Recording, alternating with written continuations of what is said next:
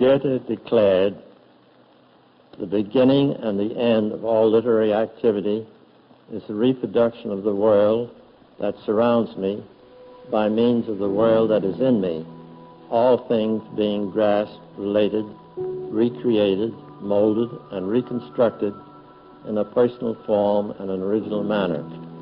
To me, that applies to painting fundamentally.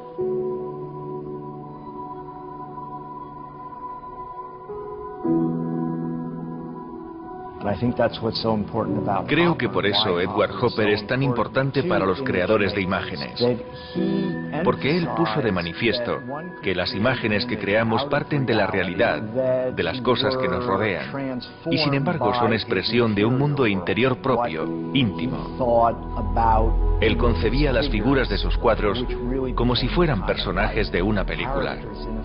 Creó narraciones con sus cuadros.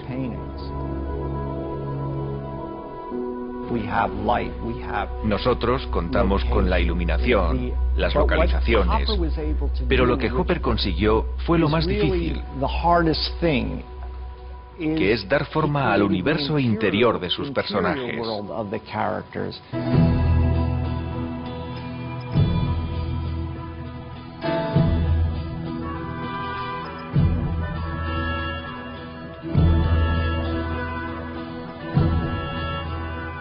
Sigamos a esa mujer en el otoño de su vida. Ha hecho el equipaje y mientras contempla la tarde ya se siente lejos. Buscará a alguien, o quizás mejor, permanecerá sola. Esa mujer, madre, amiga, esposa, que toma café mientras unos ojos extraños la miran sin verla, mientras piensa en todo aquello que ha dejado atrás. ¿Qué te ocurre, Kat? Dime, ¿qué te ocurre? Sentí necesidad de marcharme fuera unos días. Es educada, distinguida. Su apariencia es, como no, perfecta. Siempre ha sabido mantenerse serena. Ahora, dueña de su vida, detiene el tiempo y piensa en sí misma. Como caen las hojas, caen también sus sueños. El intrincado universo femenino ha sido una de las mayores fuentes de inspiración para las bellas artes. Ese momento de intimidad en un instante robado ha fascinado a escritores, músicos, cineastas. El pintor estadounidense Edward Hopper, a la cabeza de una larga lista de artistas, nos ha dejado la imagen de una mujer sin nombre, ensimismada, absorta ante la luz. Una imagen poderosa ante la cual sentimos un deseo irrefrenable de averiguar qué secretos guarda bajo llave. Hopper hace de la mujer la representación de un sentimiento de opresión y alienación del mundo en el que vive.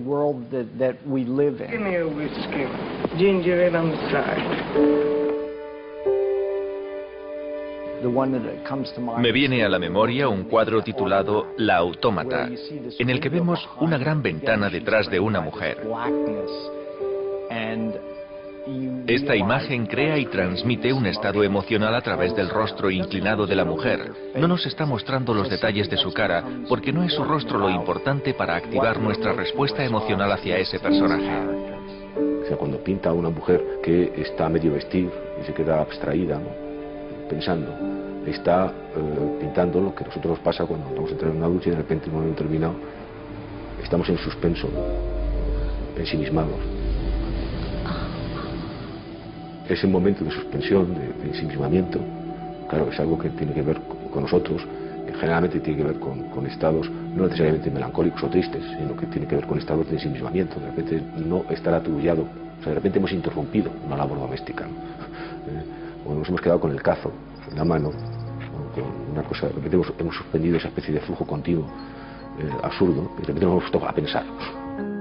La vida de una mujer en un solo día. Le interesa mucho a la mujer porque emite señales más significativas. Solo un día. E interesantes para lo que él quiere. Y en ese día, toda su vida. Entonces yo creo que la mujer es como su guía, ¿no?, para palpar la realidad.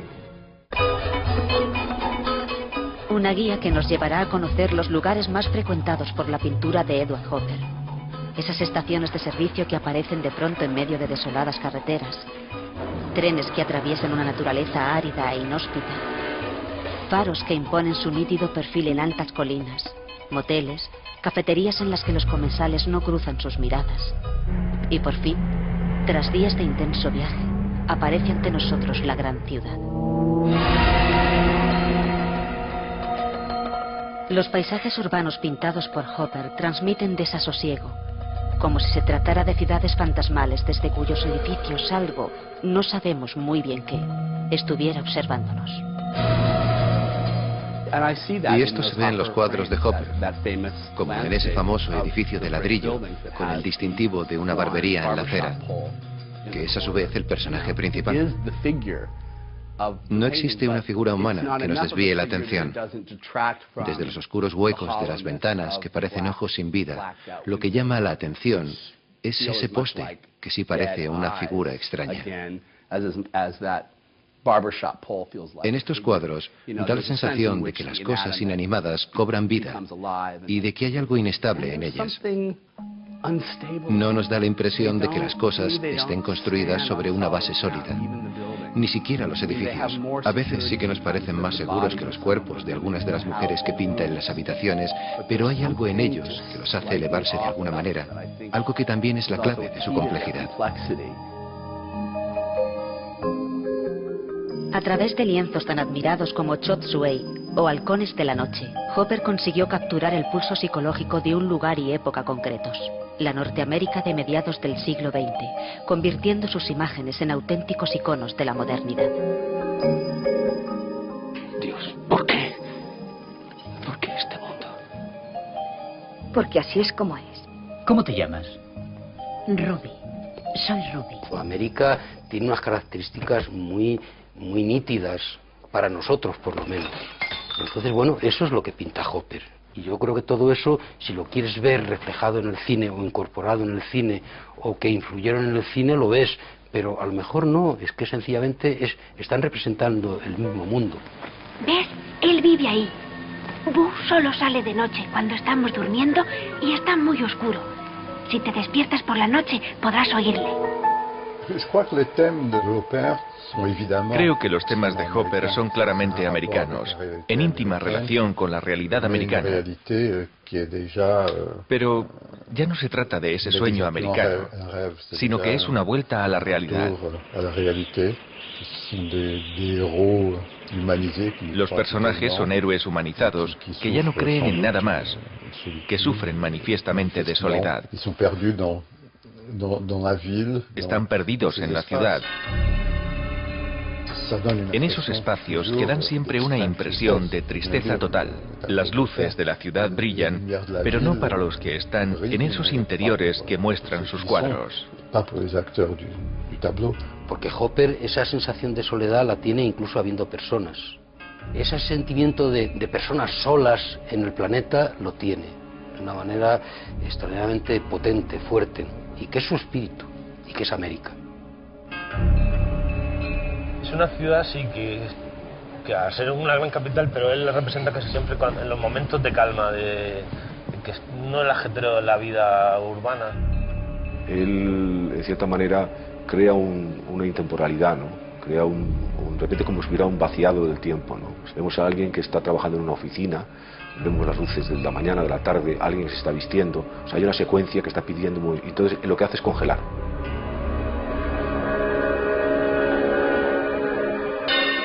Él siente el mundo de una manera casi angustiosa, en lo independientes, en lo solas que están las cosas, en lo solas, más que nunca han estado. Hopper es un pintor que resume, que concreta, que destila la realidad y deja de la realidad los elementos esenciales y característicos. Y entonces, si es una pareja que está en un hotel, pues no hay apenas nada más. La habitación del hotel pues es fría, un poco destartalada. Si es una mujer sola, en el porche de una casa, la casa es americana, victoriana, pero no se ven muchas más cosas porque las ha eliminado. Es un proceso un poco de alambique, ¿no? Y cuantos más elementos eliminaba, más se alejaba de la figuración provinciana y mejor capturaba lo universal del mundo contemporáneo a través de esas enigmáticas imágenes quintaesenciadas. Diría que en cierta manera tiene que ver más con América que Pollock. Es decir, tanto como Pollock. El arte moderno, para mí, es simplemente la expresión de los objetivos contemporáneos de la época en que vivimos. Porque la pintura abstracta en realidad es la última etapa de un viaje de eliminación. Un viaje de eliminación que comenzó, pues en realidad comenzó con Velázquez casi, ¿no? Y con Goya. Y entonces esa eliminación pues llega a prescindir de las formas simplemente, y solo sería pintura, color, casi ni línea, ¿no? Entonces, pues Hopper, dentro de su condición de figurativo, elimina mucho. Él, en cierta manera, llega en ese sentido a estar muy cerca del último Rothko, ¿no? Es decir, que en vez de los muros de luz, ¿no?, se idea un poco de un cuadrado blanco dentro de un cuadrado, ¿no?, como Malevich y Rothko, ¿no? O sea, que realmente es un poco como casi el no más allá de la pintura, ¿no? Sin embargo, Edward Hopper, siendo como fue uno de los fundadores de la revista Reality, rechazó de plano el arte abstracto y muy especialmente el de sus contemporáneos de la escuela de Nueva York, Rothko, de Kooning o Pollock. Estos, en cambio, sí admiraron algunas de las cualidades estéticas de Hopper. De Kooning, por ejemplo, admiraba el realismo de Hopper y así lo declaró alguna vez. Rothko dijo: desprecio las diagonales, excepto las diagonales de Hopper. Uno de los aspectos que más me fascina de Edward Hopper es cómo él, partiendo de algo real, crea una abstracción de esa realidad, a través de la luz, a través de la forma y a través del color. Incluso la luz de sus cuadros no es solo luz, es también volumen y forma. La luz se convierte en un elemento estructural clave para contar la historia. Hopper no se pierde en el anecdotario trivial, ¿no?, sino que va un poco a la esencia de las cosas. Y entonces, yendo a la esencia de las cosas, en realidad no está pintando la América de entreguerras, pero se está pintando a nosotros.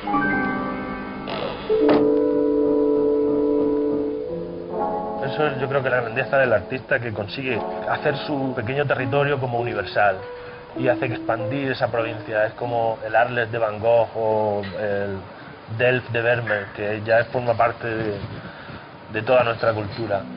Yo creo que trasciende lo cotidiano y trasciende su entorno. Cuando vemos sus obras nos olvidamos de dónde están o de la época que es, porque tiene reflejo en nuestra época. O sea, nos podemos identificar perfectamente, porque no importa tanto el decorado o la forma en que van vestidos los personajes, sino el drama que se está viviendo en el cuadro o lo que nos sugiere. Eso es lo que consigue la gran pintura, el gran arte. El pintor de los enigmas cotidianos, de las ausencias, de los seres solitarios que habitan la gran ciudad y, sobre todo, el pintor de la luz y del silencio, se ha convertido en un referente indispensable para muchos fotógrafos, artistas y cineastas. Mira esa puesta de sol.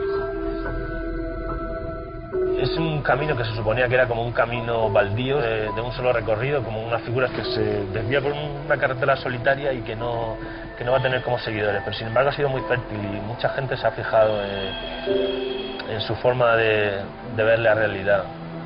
Y hay muchos autores ahora mismo pintando que reconocen su influencia, como Luc Tuymans o Neo Rauch o Peter Doig en Inglaterra o no sé, o Palo Sicre o yo mismo aquí en España.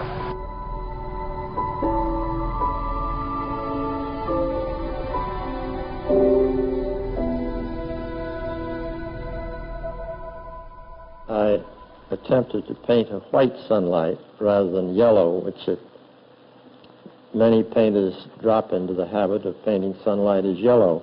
And sunlight isn't really yellow, except perhaps early in the day and late in the day. Otherwise, to me, it has a white quality.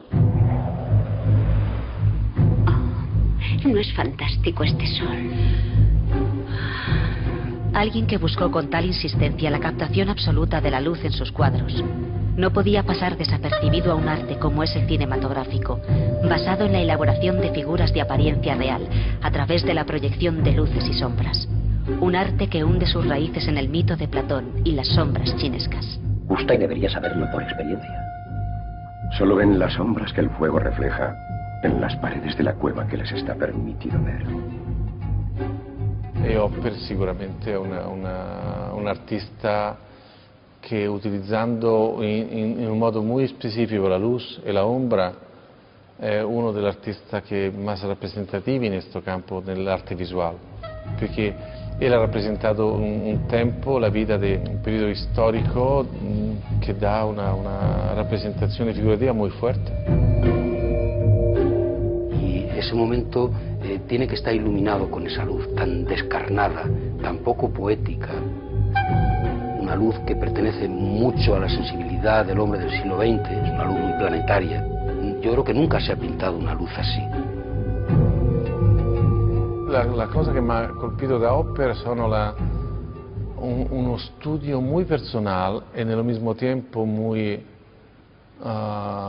concreto della luz nell'interior.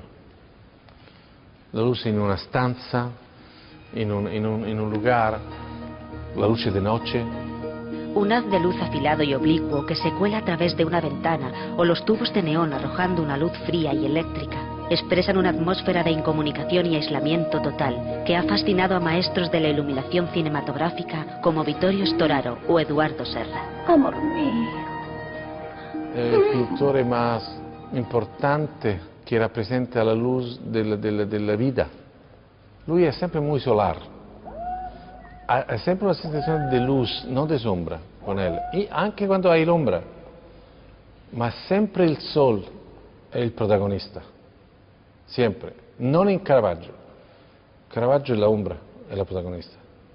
La luz scava nella ombra alcune parti e le porta fuori. Hopper es exactamente lo opuesto. Él además transforma la idea de la luz solar como crónica del tiempo de los impresionistas, de cambios y tal, en una especie de estatificar la luz, o sea, dejarla, pararla, ¿no?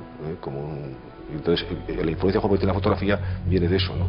Viene de que él de repente define las barras de luz con una gran intensidad y una gran precisión. Entonces, claro, hay una generación de fotógrafos americanos que yo creo que es, y también de cineastas, ¿no?, que se percatan de eso, ¿no? Entonces yo, por ejemplo, creo que hay mucho cine de los años 40, ¿no?, que toma esa visión y que tiene que ver mucho con él, ¿no?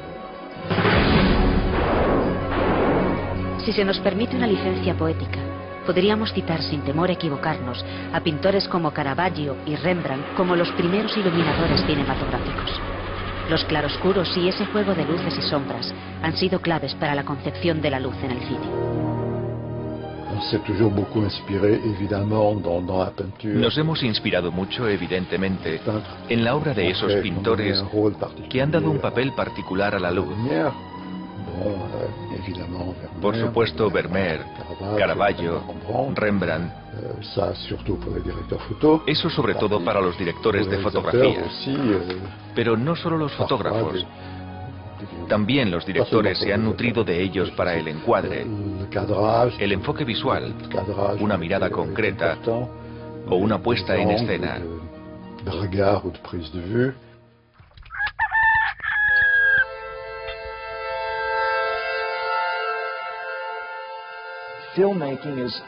El cine, como es una disciplina artística más moderna, toma como referencia aquellas artes que le preceden en el tiempo. ¡Tú no te muevas! Como toda criatura que nace de un proceso más amplio, ¿no?, pues debe al arte, las artes plásticas, a la pintura, lo que debe un recién nacido a su madre, pues la vida. Una vida que comenzó a finales del siglo XIX y que enseguida asimiló los parámetros propios de la pintura adaptándolos a sus propias necesidades técnicas. Composiciones barrocas, perspectivas renacentistas, iluminación tenebrista, encuadres expresionistas con esos escenarios angulosos por los que deambulan los siniestros personajes.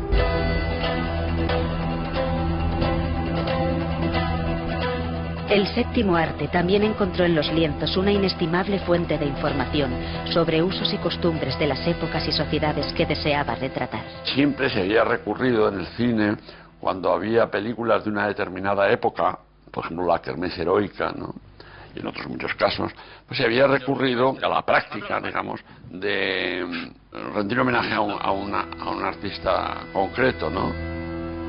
La influencia del llamado gran arte en el cine puede ser física y concreta, incluyendo en el fotograma la reproducción de algún famoso lienzo, o bien haciendo de la pintura la base argumental del film. Una referencia aún más explícita sería el llamado tableau vivant, un guiño artístico consistente en la reproducción de un cuadro a través de decorados, vestuario y posición de los actores ante la cámara. Me acuerdo que en Locura de Amor, la película de Juan de Orduña, pues en un momento determinado los personajes se quedaban más o menos quietos y era el cuadro de doña Juana la loca delante del féretro de su esposo, ¿no? Pero el New Pictorialism es algo más, es simplemente no reproducir un traje o en concreto, o no, sino que una película que ocurre en otra época, encontrar digamos, las coordenadas artísticas de la época y acogerse a ellas. Se dio en los años 70 y hay ejemplos, bueno, el ejemplo más sublime quizá es el de Barry Lyndon de Kubrick, ¿no? Pero también Tess de Polanski y La viuda del teniente francés o así. Este tipo de influencias pictóricas más sutiles son, si bien más difíciles de percibir, mucho más interesantes. Incluso a veces los propios realizadores no son conscientes de que sus imágenes son deudoras de algún pintor o corriente artística anteriores a su obra. Yo pienso que el cine me parece que pierde vitalidad cuando se apoya en la pintura. Cuando se nota ese apoyo, cuando se hace muy evidente, a mí me parece que pierde frescura. Pero lo cierto es que la atmósfera de una película, esa especie de aura que transmite, raras veces no se encuentra imbuida de cierto sabor pictórico.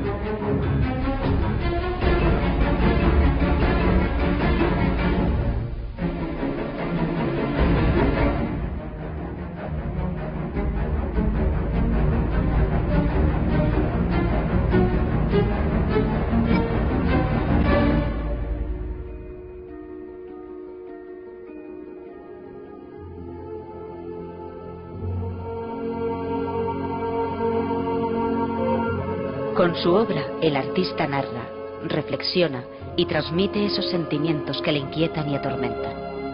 Tratándose de una personalidad tan reservada y retraída como la de Edward Hopper, el estudio de su arte resulta especialmente revelador. Well, I suppose it's just me, but I would like to say what Renoir said, that the important element in a picture cannot be defined. Cannot be explained, perhaps it's better. Cuando él declara que con su pintura se busca a sí mismo, transmite la sensación de alienación. Yo creo que es el sentimiento que le ocasiona la vida moderna. Hopper había crecido en un pequeño pueblo de la América victoriana y ahora está viviendo en Nueva York, una gigantesca ciudad de la modernidad en la que hay tanto de impersonal y alienante. Hopper logra capturar esa esencia. ¿Era Hopper un voyeur? Por supuesto que lo era.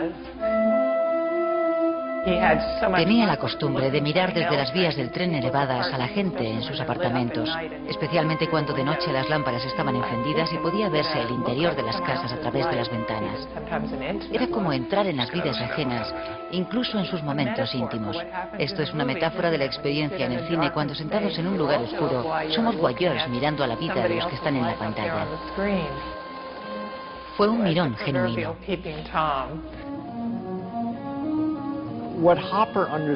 Creo que lo que Hopper comprendió muy bien sobre el cine y la forma de hacer películas es que el cine Es el arte de la apariencia de la realidad.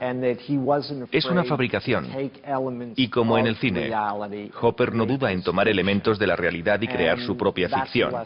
Esta idea ha tenido mucha influencia en los cineastas, porque el cine funciona mejor con metáforas que transforman el mundo externo en algo totalmente interno, en un mundo íntimo.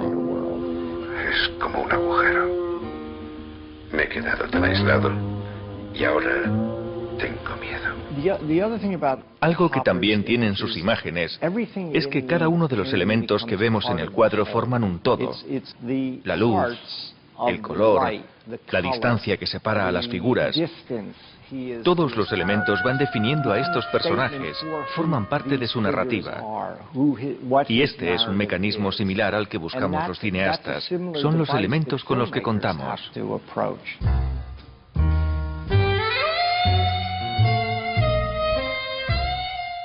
Se puede hablar de Hopper desde muchas perspectivas.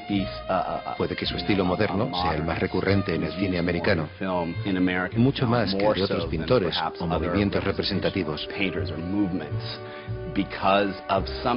Esto se debe a que retrata algo particularmente aislado y urbano. Incluso en sus localizaciones hay una sensación de intensa soledad que afecta a los cuadros y que adquiere mucho sentido a la hora de representar la imagen americana del siglo XX en el cine. El director de Lejos del cielo no solo reconoce la influencia hopperiana en su filmografía, sino en una variedad de largometrajes que él mismo seleccionó para ser proyectados dentro de una de las más amplias exposiciones sobre Hopper, organizada el pasado año por la Tate Modern británica. Me he dado cuenta de la enorme influencia que ha tenido su obra en tantos y tan variados directores de distintos géneros, desde Hitchcock hasta David Lynch. Por supuesto, también en las películas que me inspiraron cuando hice Lejos del cielo, esos espléndidos melodramas hollywoodienses de los años 50.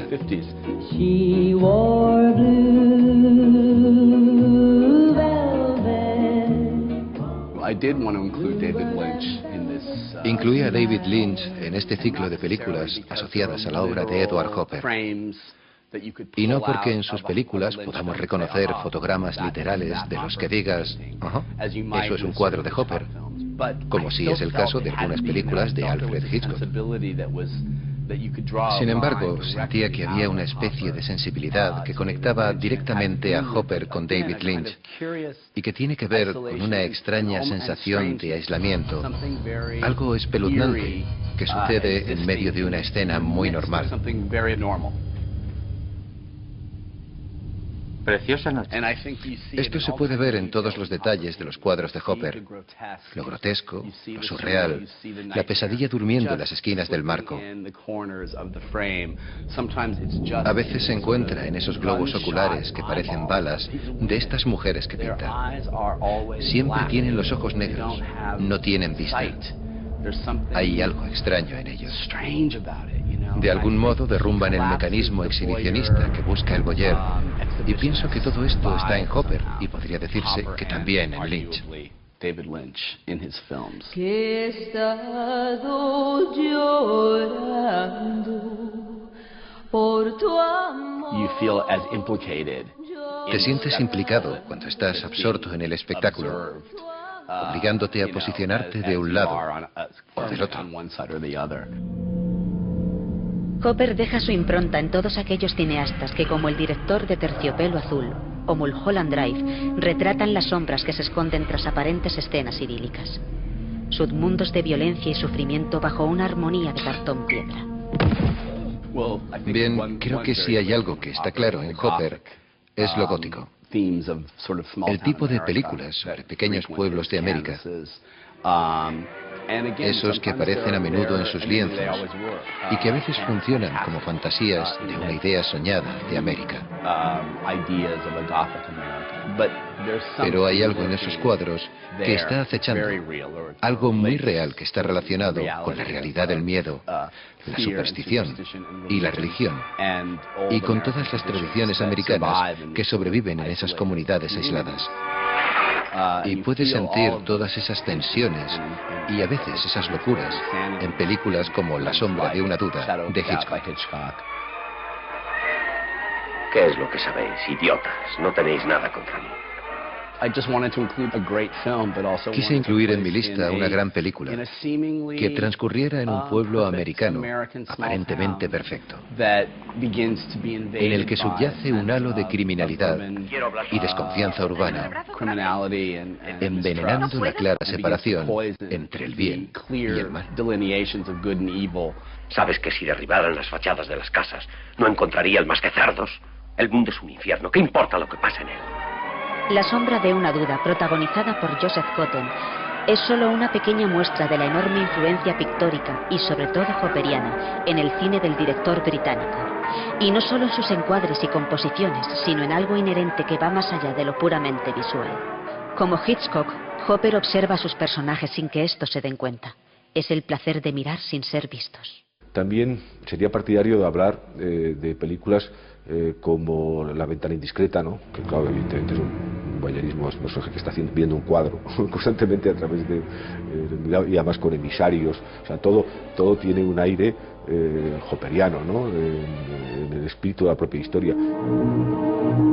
Vértigo yo creo que es una película también que es puro Hopper, a pesar de ser una película que se desarrolla en California y es otro clima y otra mentalidad, ¿no? Sin embargo, yo pienso que ahí también es una película muy hopperiana, ¿no? Evidentemente se puede pensar de una manera muy directa en el caso de Psicosis, ¿no? Se puede decir, efectivamente, así es, que la casa de Psicosis es el cuadro este famoso que es una casa al lado de la vía del tren.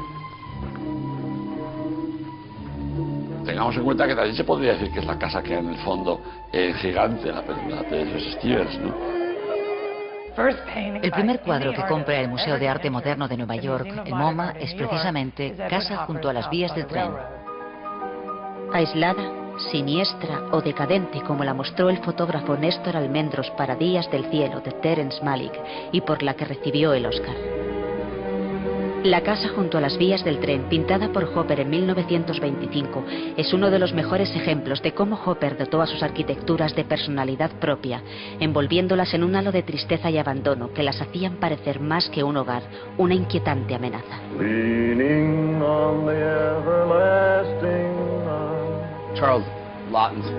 La película de Charles Laughton es asombrosa, porque toma toda la sobriedad y la tristeza del cine negro y las aplica a algo mucho más doméstico en todos sus conflictos y sus implicaciones.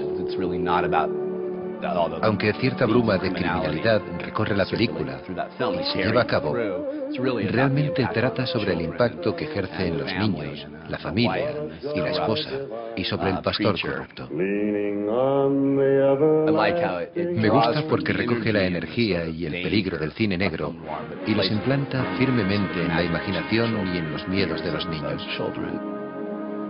Es probable que de haber visto La noche del cazador, Edward Hopper recordara cómo vivió junto a su hermana pequeña, Marion, una infancia rodeada de un ferviente puritanismo. Edward Hopper nace en Nyack, en una pequeña ciudad así de provincia junto al río Hudson, y en el seno de una familia así bastante conservadora, tradicional, de convicciones baptistas y acomodada, digamos. Ese tipo de educación lo marca mucho durante toda su vida. Casi hasta que llega a París no consigue un poco como salir de ese caparazón. Pero a él no le interesa la vanguardia parisina. Descubrió el postimpresionismo, sí, y esta fue su idea de las vanguardias. Él está ahí al mismo tiempo que está Picasso y que está sucediendo todas las vanguardias del siglo XX y casi lo ve de soslayo, ni siquiera se entera de que existe Picasso. Sabe que está Gertrude Stein en su círculo, pero nunca contactan y no se conocen. A su vuelta definitiva de París, en 1913 se instaló en un pequeño estudio en Washington Square, Nueva York. Exactamente aquí es donde Edward Hopper trabajó y vivió junto a su mujer, que también era una artista, Josephine Nevinson Hopper. Hopper dijo que una de las razones por las que adoraba este estudio era por la luminosidad y la amplitud que le proporcionaba el gran ventanal. Le recordaba la sensación de libertad de su Nyack natal junto al río Hudson. Edward Hopper y su mujer Jo eran las dos personas más distintas que nos podamos imaginar. Ella era tan espléndida, tan rebosante de alegría y tan sociable como él era introvertido. Él tenía un sentido del humor muy lacónico y ella no. Pero ambos eran muy testarudos. Eran dos personas muy decididas. Por eso su relación fue muy agitada, pero muy íntima y cercana.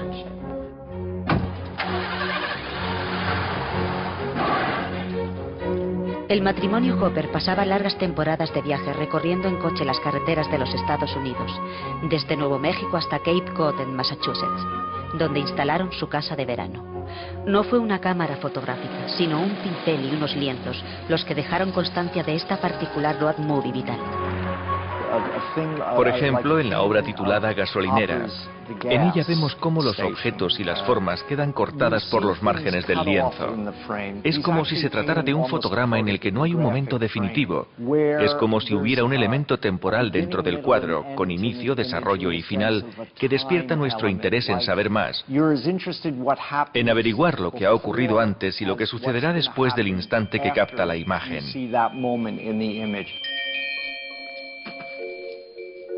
Colinas, acantilados, atardeceres, interminables carreteras, casas junto a las vías. Imágenes hopperianas que nos hablan con nostalgia de la América profunda, por otra parte, tantas veces recreada en la pantalla. Malas Tierras es una de mis películas favoritas. Es una historia muy bella. Parte de la idea del aislamiento para luego ponerla en movimiento. Es una road movie sobre la soledad de dos personas que solo pueden sobrevivir permaneciendo en movimiento y son apartadas del mundo. También trata de la rivalidad que surge entre ellos y con el mundo que les rodea. La soledad está presente, aunque los protagonistas no se encuentren literalmente en esas habitaciones que asociamos con Hopper. Es algo distinto, es una mirada a América desde un punto de vista cínico, pero al mismo tiempo compasivo y conmovedor. Es una mezcla muy interesante.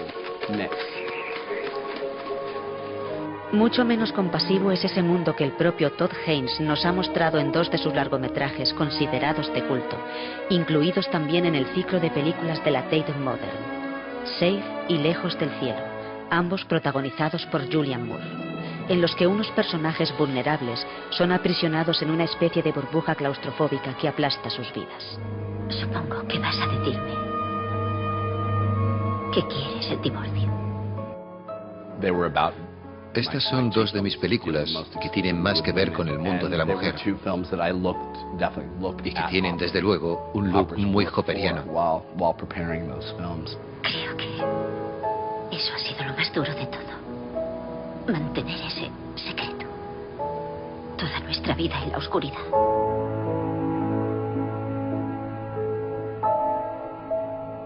En Lejos del Cielo, Todd Haynes recupera el espíritu de los grandes melodramas de los años 50, concretamente aquellos dirigidos por Douglas Sirk, que, como en el caso de Hopper, giraban en torno a una mujer cuyos deseos son aplastados por la doble moral de la clase media americana. Comprende que es imposible. No.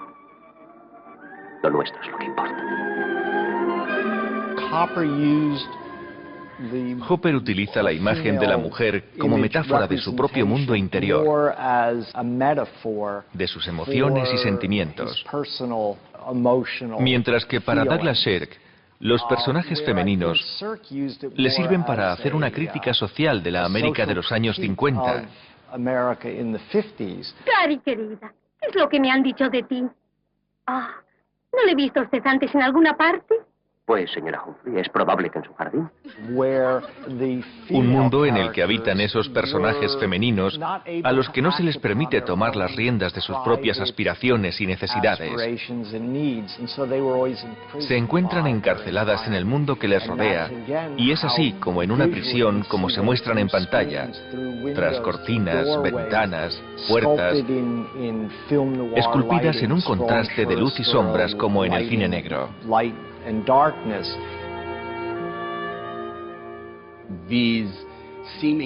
Estas historias, aparentemente triviales, que convertía en películas, resultaron una oportunidad muy interesante para criticar esta cultura superficial de consumo. reutilizando muchos de sus propios sueños, objetivos y fantasías.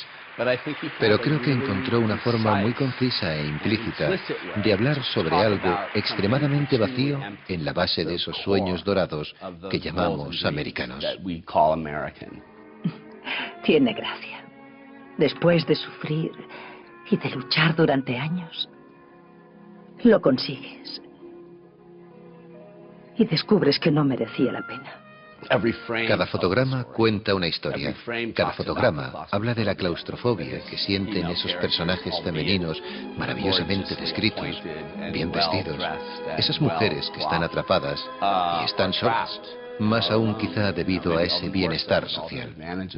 Por ello, en melodramas de la fuerza de Solo el cielo lo sabe, o Imitación a la vida, Douglas Sirk, junto al director de fotografía Russell Mitty, pinta abrumadores retratos de la insatisfacción humana con colores brillantes y sombras pronunciadas. En las películas fotografiadas por Russell Mitty no encontramos casi ningún fotograma en el que no haya un primer plano oscuro. Incluso en las escenas en las que aparecen personajes en una fiesta, estos se convierten en otras siluetas enmarcando la acción dentro de la habitación. No comprendes lo que va a decir la gente. The first time I had a chance in this drama of psychic violence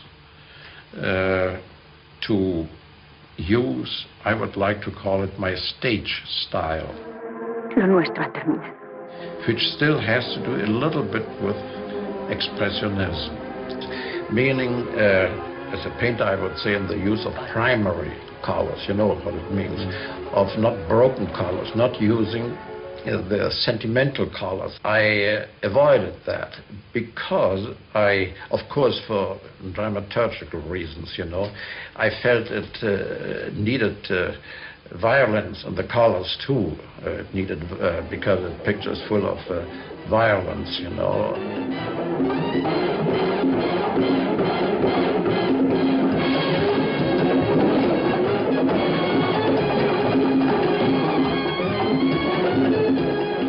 El género del melodrama, yo creo que es un género que tiene que ver mucho con Hopper, porque él hace eso, ¿no?, en su pintura, y también porque el background, el paisaje, él da la imagen, él realmente comprende cuál es el fondo de América, ¿no?, que es realmente esa especie como de elementos que son la barra multicolor de las barberías, ¿no?, la tienda de ultramarinos, el drugstore, etcétera, todo eso que configura y que sigue presente, ¿no?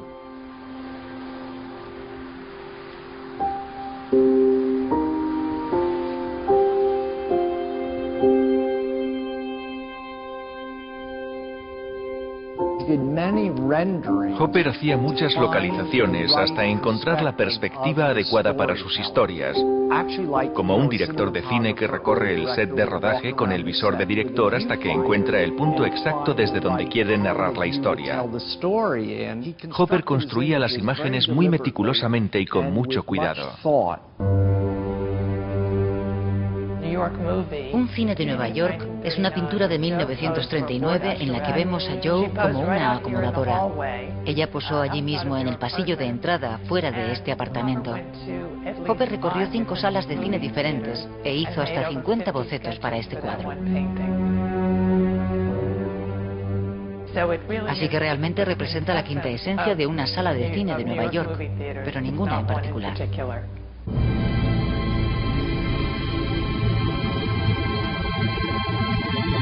Es un cuadro de un erotismo tremendo, como todos los cuadros de Hopper, ¿no? Nuestra preocupación se centra en la soledad de esta chica, bajo la luz roja, detrás de las cortinas que van a los lavabos.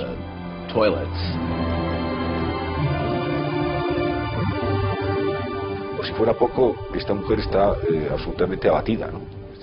Está medio dormida, aburrida, ensimismada, ¿no? Y claro, eso también le da una dimensión de cotidianidad mucho más excitante, ¿no? Hay un momento en Lejos del cielo en el que conscientemente quisimos recrear este cuadro. Es la escena en la que Fran está en el cine cuando tiene su primer encuentro homosexual. Acudimos literalmente a este cuadro.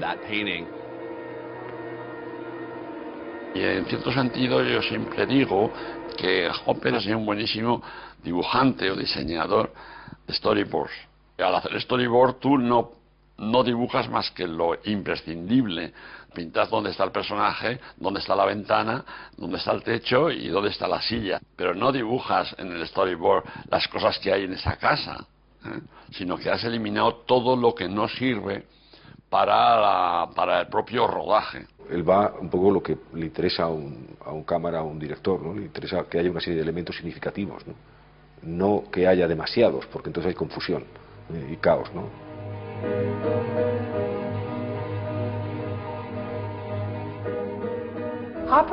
La relación de Hopper con la vida moderna fue muy ambigua. Diría que uno de los aspectos que más le gustaban de la modernidad era el cine. Las películas le fascinaban. Hopper sufría cuando no se le ocurría qué pintar y decía que en esos momentos buscaba empaparse de cine. Y de hecho le inspiraron muchas de las películas que fue a ver. Y no solo los temas, sino el estilo de sus cuadros se vio marcado por esas películas. Siempre es igual. ¿El qué? Cuando se sale del cine, el mundo resulta distinto. Hopper utilizó un lenguaje casi cinematográfico. Esto quizás se haya convertido en una especie de cliché, pero como se puede ver, su obra es muy rica a la hora de inspirar a los cineastas.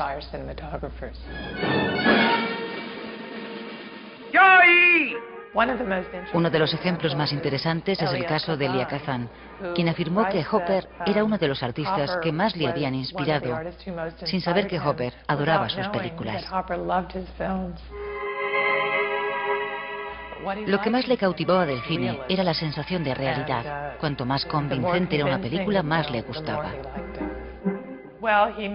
Él mencionó particularmente Marty, con guión de Paddy Chayefsky, que es la historia de amor de una pareja del Bronx. Perdone, señorita, ¿quiere bailar conmigo? He leído que esta película fue la inspiración para la pareja que está pintada en el cuadro Luz del Sol en Brownstones.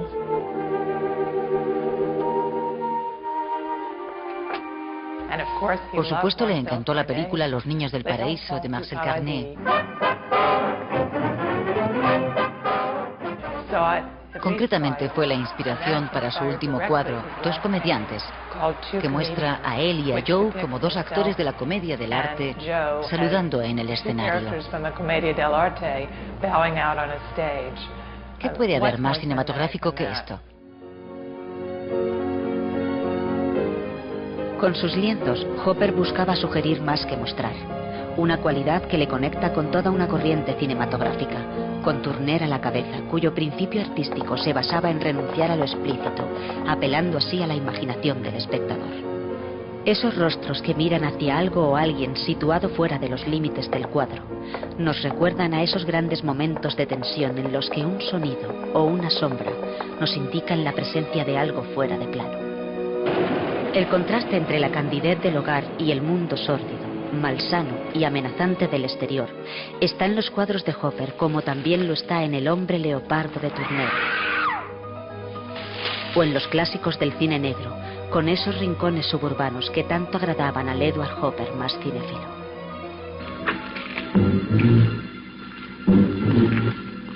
Los asesinos, escrito por Hemingway en 1927, inspiró a Hopper uno de sus más admirados cuadros, Halcones de la noche.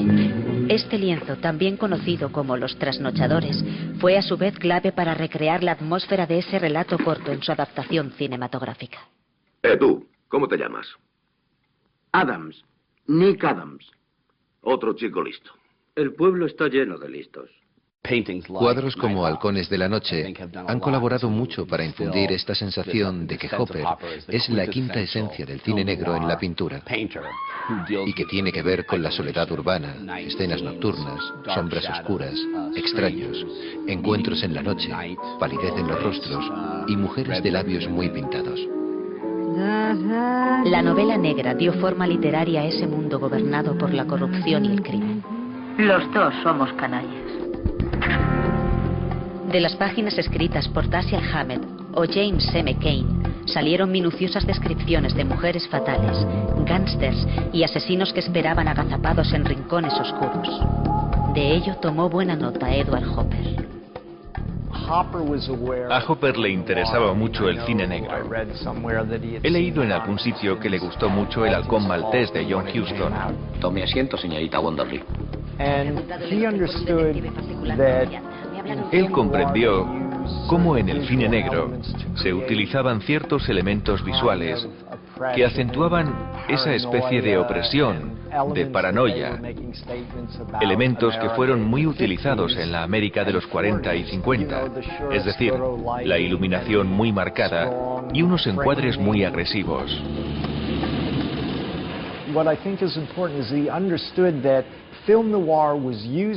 Lo importante es que él entendió muy bien que el cine negro utilizaba estos elementos para recrear el estado psicológico del personaje. Esos elementos hablaban de la alienación, de la paranoia. Y estos elementos interesaban mucho a Hopper. Todo lo concerniente a la alienación que se siente en la ciudad, a esa especie de pérdida de valores que venía del siglo XIX, el estilo de vida y de cómo la gran ciudad comenzaba a fabricar autómatas, seres que cada vez se encontraban más alejados unos de otros. Es tan poderoso lo que él capta, que en cierta manera no envejece. Tú puedes coger no solamente cine de los años 30 y 40, sino cine actual, que enseguida sale Hopper. Y no solamente por los escenarios de la América más o menos rural, etcétera, ¿no?, sino por la manera de tratarla, ¿no?, por la sensación física que te produce, ¿no? Es muy difícil un retrato de América del siglo XX en el que de alguna manera da igual, no aparezca constantemente Hopper. ¡Buenos días! ¡Buenos días! Pero un retrato de la sociedad estadounidense tras la Segunda Guerra Mundial puede ser tan diferente como lo son las perturbadoras escenas urbanas de Hopper y las cándidas ilustraciones de Norman Rockwell, que durante décadas fueron portada de la popular Saturday Evening Post. Ambos artistas fueron contemporáneos del American Way of Life y sin embargo su modo de representar la sociedad en la que vivieron no podía ser más opuesta. Tanto Hopper como Rockwell representan América, pero las suyas son dos miradas diferentes. Rockwell es la América colectiva. Rockwell ilustra a América y a los americanos.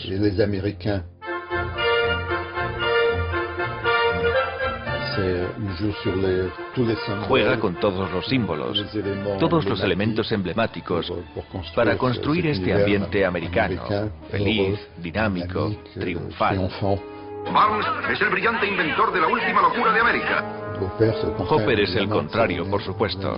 Es el individuo, es la persona que se encuentra como abatida, es una aventura individual. La diferencia entre Rockwell y Hopper es que Rockwell es un pintor costumbrista, es un pintor prolijo de detalles, folclórico, ¿no?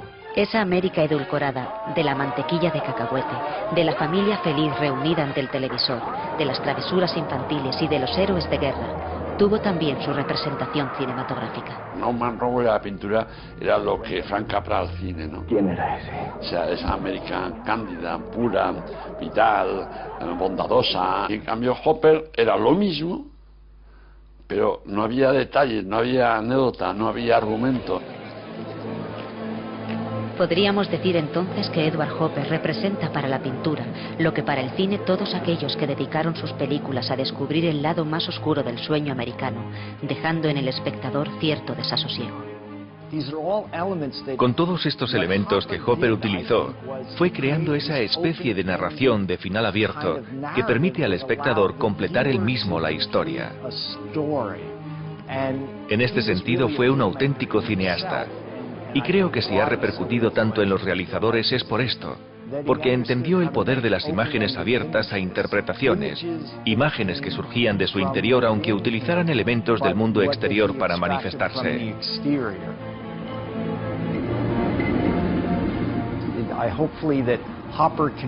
Espero que la obra de Hopper sirva para que otros artistas se den cuenta de que el cine no es solo una representación o una disciplina artística, sino que puede ser además una manera de expresarse.